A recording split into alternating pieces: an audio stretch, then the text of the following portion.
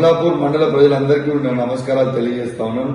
రేపు కమలాపూర్ మండలంలో సర్పంచ్ ఎన్నికలు జరగబోతా ఉన్నాయి. దయచేసి మీ అందరు కూడా కేసీఆర్ గారు బలపరిచిన బీఆర్ఎస్ పార్టీ అభ్యర్థులని గెలిపించాల్సిందిగా విజ్ఞప్తి చేస్తా ఉన్నాను. ఎందుకంటే మీ గ్రామాలలో ఆలోచన చేయండి. కేసీఆర్ గారు వేసిన రోడ్లే, కేసీఆర్ గారు వేసిన మోరీలే, కేసీఆర్ గారు కట్టించిన గ్రామ పంచాయతీలే, కేసీఆర్ గారు కట్టించిన గుళ్లే, కేసీఆర్ గారు కట్టించిన కుల సంఘాల భవనాలే, కేసీఆర్ గారు కొట్టించిన ట్రాక్టర్లే, ప్రతి ఊర్లో కేసీఆర్ గారు కట్టించిన శ్మశాన వాటికలే, కేసీఆర్ గారు కట్టించిన సెగ్రిగేషన్ షెడ్లే. ఏ అభివృద్ధి అయినా మీ ఊర్లో చేసింది కేసీఆర్ గారే.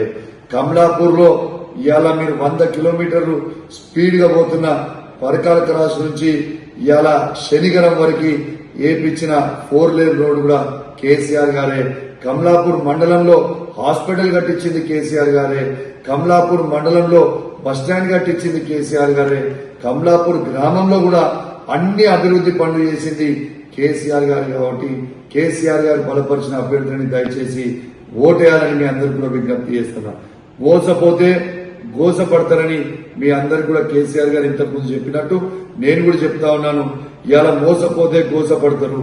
ఇలా ఈటల రాజేందర్ గారు ఇక్కడికి వచ్చి మీ నోట్ల నాయకలా ఉంటా నేను ఈ మట్టి బిడ్డ అని చెప్తా ఉన్నాను.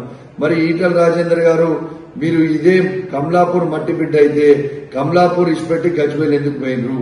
మరి కమలాపూర్ ఇచ్చిపెట్టి మల్కాజీరు ఎందుకు పోయినరు? ఇప్పుడు గజ్వేల్లో ఓడిపోయినరు, రేపు మల్కాజీరులో ఓడిపోతారు. మళ్ళా వచ్చి కొత్త డ్రామా చేయాలని ఇక్కడ యాక్టింగ్ చేస్తా ఉన్నాడు. దయచేసి ప్రజలందరూ కూడా గమనించాలి. ఆయన మాటలు విని మోసపోతే గోసపడతారని మీ అందరూ కూడా విజ్ఞప్తి చేస్తా ఉన్నాను. ఒక్కటి గుర్తు చేస్తా ఉన్నాను. ఇదే గడ్డ మీద కమలాపూర్ గడ్డ మీద నుంచి 20 ఏళ్లుగా శాసనసభ్యునిగా మంత్రిగా దామోదర్ రెడ్డి గారు పనిచేసిండ్రు.